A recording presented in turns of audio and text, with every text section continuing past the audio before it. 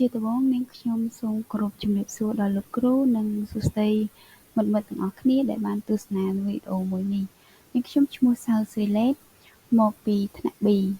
ចំពោះថ្ងៃនេះផងដែរនាងខ្ញុំនឹងមក demo ទាក់ទងជាមួយនឹង Groot Node.js ហើយនិង MySQL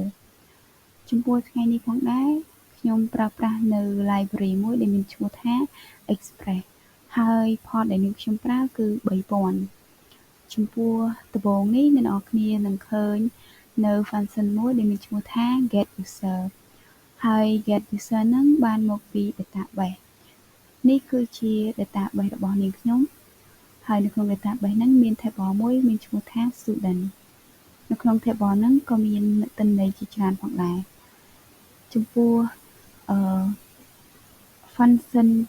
get user នេះចំពោះ function get user នេះគឺនាងខ្ញុំប្រើ /user ជាមួយនឹង query ដែលដាក់ថា select guy from student ហើយខ្ញុំដាក់លក្ខខណ្ឌបើសិនជាវាមិនដំណើរការវានឹង error ហើយបើសិនជាវាដំណើរការវានឹងចេញរាយសារនោះមកអញ្ចឹងខ្ញុំនឹងទៅឧទាហរណ៍ឲ្យអ្នកទាំងអស់គ្នាមើលឥឡូវនេះតែម្ដងចំពោះដំបូងហ្នឹងគឺយើងត្រូវយក link URL របស់យើងហ្នឹងយកមកផាសនៅលើហ្នឹងគឺ new request នេះគឺជា new request ហ្នឹងអញ្ចឹងដោយសារតែខ្ញុំបានចូលមកដំបូងហើយអញ្ចឹងទៅខ្ញុំចង់ចូលឲ្យអ្នកទាំងអស់គ្នាម្ដងទៀតនេះគឺជា new request ចំពោះកន្លែងនេះគឺយើងត្រូវយក URL មកពី table នេះ link នេះចាតមកយើងក៏យកមកផាសនៅលើនឹងមកហើយនេះយើងនឹង show នៅទិន្នន័យដែលមាននៅក្នុង table student នឹងផងដែរនេះគឺជាទិន្នន័យដែលមាននៅក្នុង table student នឹងឥឡូវយើងមកមើល function យើងបន្ទាប់ចំពោះ function នេះគឺ function get user ដែលផ្ដោតទៅលើ specific ទៅលើ ID ហើយ query របស់គេគឺគេដាក់ select guy from student via ID អញ្ចឹងអានេះវាខុសពីអានេះគ្រាន់តែអានេះយើង specific ទៅលើ ID អញ្ចឹងយើងក៏លេចមកមើលឧទាហរណ៍យើងទាំងអស់គ្នាអញ្ចឹងឧទាហរណ៍ខ្ញុំចង់ដឹងទិន្នន័យនៅ ID ទី7អញ្ចឹងខ្ញុំគ្រាន់តែដាក់ / លេខ ID ហ្នឹងមកហើយ send នោះយើងនឹងឃើញទិន្នន័យដែលមាន ID លេខ7នេះអញ្ចឹងយើងមកមើល function បន្ទាប់ឥឡូវនេះខ្ញុំចូលមកដល់ function post ដែល function post ហ្នឹងគឺដើម្បី insert ទិន្នន័យចូលទៅក្នុង database យើងអញ្ចឹងអ្នកនរគ្នាចង់ add ទិន្នន័យចូលទៅក្នុង database គឺយើងគ្រាន់តែមាន function មួយដែលមានឈ្មោះថា post ហើយ /user ដដែលហើយយើងគ្រាន់តែដូរ query របស់យើងទៅជា insert into student ហើយនេះគឺជា column ដែលយើងចង់ insert ចូលទៅក្នុង database ហ្នឹងហើយខ្ញុំចង់ insert ចូលដូចជា first name last name ហើយនិង age អធិស្ឋានហើយបន្ទាប់មកយើងដាក់ថាបើសិនជាវា error វានឹង return error ឲ្យយើងឃើញតែបើសិនជាយើង send ទៅ success វានឹង load message ថា insert successful អញ្ចឹងយើងមកមើលឧទាហរណ៍ទាំងអស់គ្នាហើយចំពោះ insert គឺយើងប្រើ post ដើម្បី insert ឬក៏ add ទិន្នន័យចូលនៅក្នុង database ហ្នឹងដូចគ្នាហើយអ្វីដែលយើងដោតនោះគឺmethod របស់យើងគឺយើងប្រើ method ផងនឹងឯងអញ្ចឹងខ្ញុំចង់ insert ទិន្នន័យចូលទៅក្នុង database ដោយយើងត្រូវចូលមកក្នុង body ដើម្បី insert ទិន្នន័យអញ្ចឹងខ្ញុំអត់ចង់សរសេរយូរខ្ញុំ copy មកពីនេះហើយខ្ញុំផាសខ្ញុំលុបទិន្នន័យដែលខ្ញុំមិនចង់បញ្ចូលខ្ញុំដាក់ទិន្នន័យដែលខ្ញុំចង់តែបញ្ចូលអញ្ចឹងខ្ញុំចង់បញ្ចូលឈ្មោះដាក់ថា uu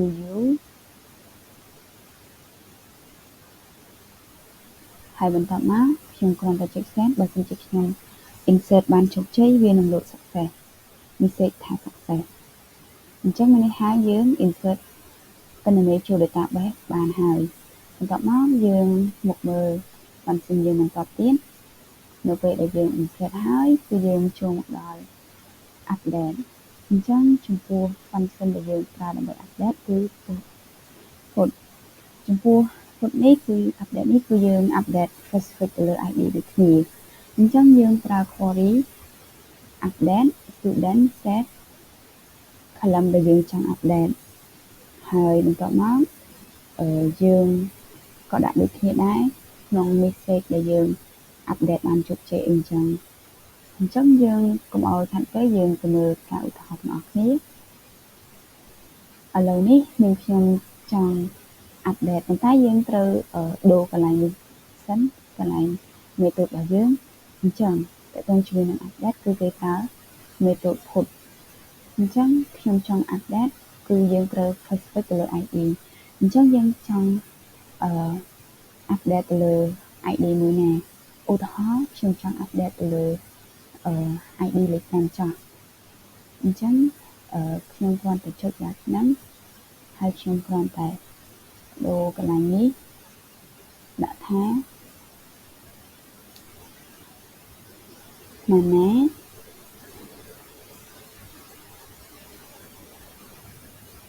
ហើយ send